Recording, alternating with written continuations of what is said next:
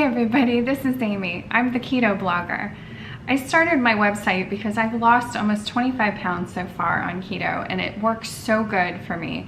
It doesn't even feel like you're on a diet, and I want to help everybody kind of learn about it, any advice we can share, just to make it easy for us all to lose weight, because keto is amazing. So what is keto? You're probably wondering. If you haven't heard of it, I don't know how, because it's everywhere, but it is a low carb, high fat diet. So if you're familiar with Atkins or some of those other kind of low carb diets that were very popular, you know, probably 10 years ago, it's similar, but whereas those diets rely more on protein, the keto diet relies more on fat. And you eat lots of healthy fats, and that's what keeps you from getting hungry. And a lot of people are afraid of fat. Don't be afraid of it. It's what's gonna like help you be successful with keto. So you'll hear a lot of times people talk about macros, and one reason I wanted to do the Keto Blogger is because I think it's very intimidating for somebody who's not familiar kind of with keto or even with dieting or low carb. You hear macros, you hear all these percentages, and it just seems so complicated. And I think that's what kept me from trying keto for a long time, was because it just seemed like overwhelming. But what it is I will explain macros, but for me personally, I use an app and I don't worry about them as much. I check them, I put in my food and I'll check and just make sure I'm on track. But I'm not out there with a calculator, I'm not doing all that stuff. That's too complicated for everybody. And you know, if you want to do that, if you're cool with like that kind of numbers, go for it. But I'm not that kind of person. So what it is you usually are ranging between 60 to 75% of your calories from fat. You have 15 to 30% of your calories from protein, and 5 to 10% of your calories from carbs. Now you can go online and find a keto calculator that'll have your macros. You type in your height and your weight and so all this kind of stuff, and it'll spit out what it thinks your percentages should be. I've done a bunch of them, and I always come out at around 70% fat, 30% or 25% protein, and 5% carbs. So, you know, that's what I aim for, even without, you know, plugging in numbers. That's sort of a good range. Like I said, once you get those percentages, you can either follow that, like you can use, I use this stupid simple keto app. I don't know if you can see it loading. It's loading now, but it makes it super easy. And what I like about it is that it shows, there's your, I don't know if it'll focus on there. It gives you a little chart, and then that's overall. And here you can see the last time I did it, I was almost exactly on target there with, so I had 69% fat, 28% protein, and 4% carbs, whatever day that was. So it's super easy to track if you use an app like this. Also, livestrong.com is another one. It's just got a really good food tracker. It's called MyPlate. And I'll sometimes plug my food in there just to, sometimes it's a little easier if I don't have my phone with me. And that also has a very similar pie chart that you can look at and make sure you're on track. But again, don't get hung up on those numbers too much, because I find if you just eat the foods kind of that are specified and make your meal plans and stuff, you're gonna hit your numbers. So you don't have to stress about it and like constantly be doing numbers. Like, that's just, nobody has time for that. So, but if you do, I mean, if you want to, go for it. So that's kind of keto by the numbers.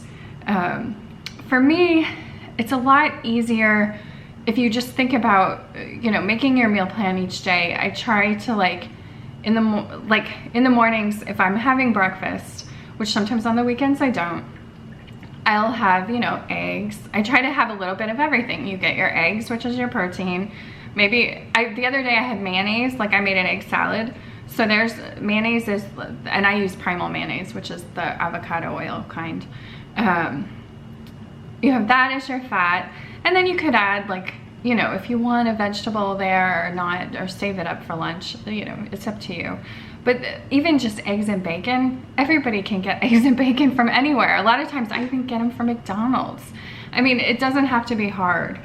So then for lunches, I usually just do the same thing. You get a meat, like a ground, this week I did ground turkey. Get your fat, which I cook the whole thing in butter, and then put in a veggie, and I did broccoli this week. So there's a lunch, and I like that for bringing to work because it's easy. I don't need like 10,000 containers, you know? And then at night, I'll have a salad. And again, you know, pick your meat, pick your lettuce or your veggies, and get a fat, like a dressing or butter if you're cooking them, and you're good. I mean, you know, it's just so simple. Once you kind of think about it that way, it's just, you never don't know what to eat. You always are like, okay, I can have a salad with protein and a fat, and like, you're good. So it's super easy. Don't be so intimidated, I think, by, you know, some of the stuff you read online. They overcomplicate it so much, and I don't think it has to be that way. So how do you do keto? And this is how I do keto. You know, once you do it, you may have some slight tweaks or things you do different, but you don't want to eat too much protein. That's a big difference. And I come from the low carb world, you know, back in the day, where people would add protein to their, you know, like if you were hungry, you'd eat more protein. On keto, you eat more fat. So I have to keep reminding myself, don't eat more protein, you know, because you don't want to overdo your protein. It actually kind of messes things up. So I aim for between 3 to 4 ounces of protein per, like for lunch and dinner and stuff. Again, it's up to you, and check your numbers, but you're not eating just like gobs of like meat. People like sometimes, you know, you see online like, oh, they're just eating bacon after bacon, and it's not like that at all. So just try to get that. Now for your carbs, I usually aim for under 20.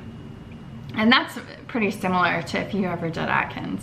You know, getting your 20 net carbs in, it's actually not as hard as it sounds. In the beginning it seems restrictive, but once you get used to this way of eating, it's not that hard. If you're eating veggies, you know, once you're over kind of the thing where it's like, oh my God, I have to have chips, I have to have bread, I have to have all that, and you're just eating meat and vegetables, you'll feel like you don't even need those things. I know for me, I don't even crave them anymore. It's strange, but it works. So, but 20, and I don't stress also, if I eat like a bunch of salad, there's days where, I mean, I really love salad, and there'll be days where I'm like, I'm hungry, I want more salad.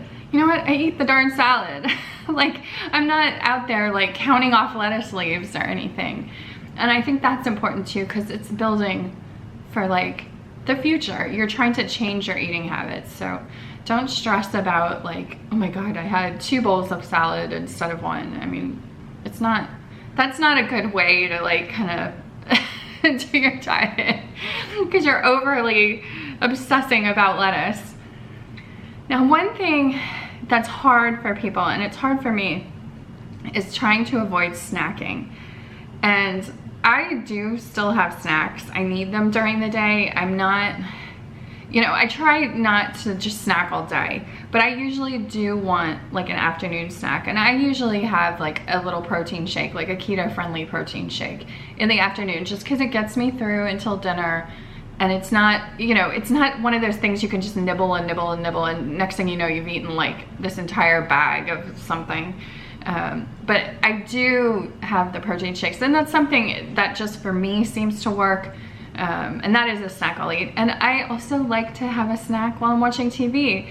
Now, I think it's important to like limit the snack. And again, don't sit there with a bag of like, you know, almonds or seeds. Thankfully, you know, I can't eat nuts now. I used to be able to eat nuts, and now I get sensitive to them to where my mouth like kind of swells up. I don't have like a full-on nut allergy, I don't think, but I can't eat them. But I used to eat and eat and eat nuts, and it used to stall out my weight loss when I was doing low carb years ago, because I was eating too many nuts. And that's something a lot of people had problems with, was they're like, oh, it's something I can eat. It's, you know, it's on my diet.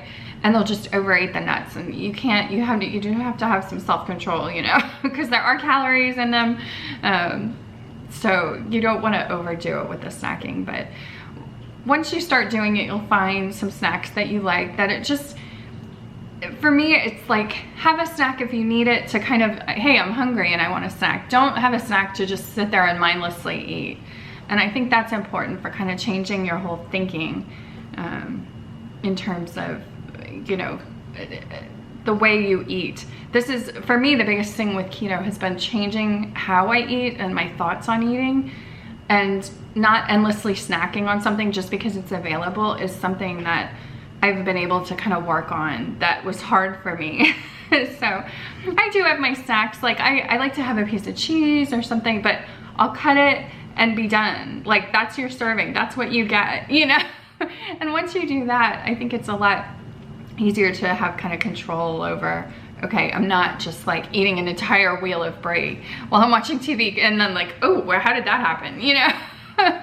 So again, some other things I do, and I actually have all this listed on the website, theketoblogger.com, and you can go under keto guides, and I've got kind of how I do it. But make sure you drink enough water. That's very important. You'll probably lose a lot of water weight in the beginning. So make sure you're having your water. Electrolytes are big. If you're having kind of the symptoms of like you're not feeling good when you first start, make sure you have electrolytes. And there's supplements you can take, you know, and things like that. For me, I just have like the G2 Gatorade. That's the sugar-free version of Gatorade.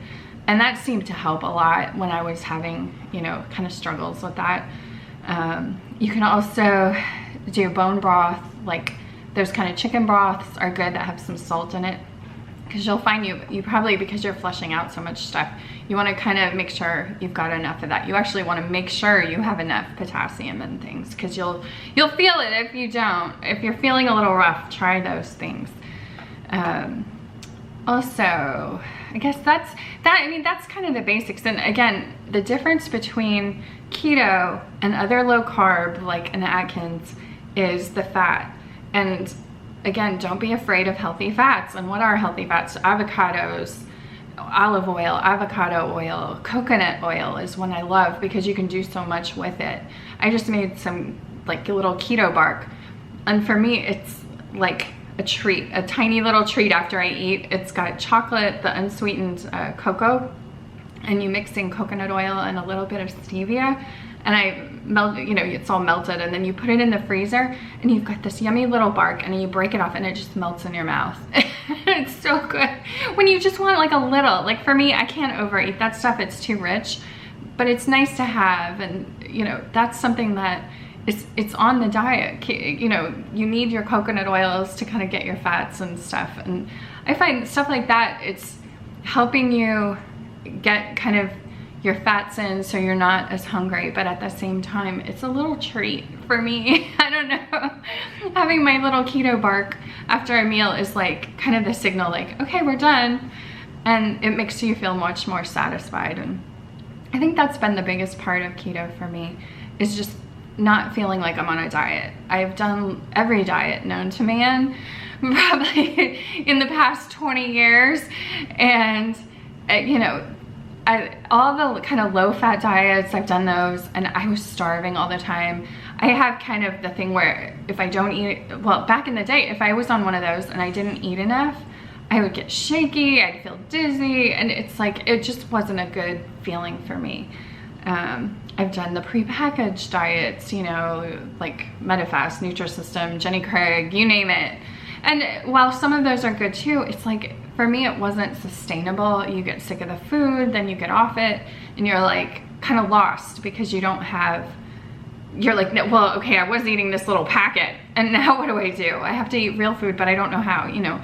So keto has just made it all so simple to where I always know what to eat, and I can go anywhere pretty much and look at the menu and kind of figure out, okay, what can I eat? And that's been really important, I think, for success on keto.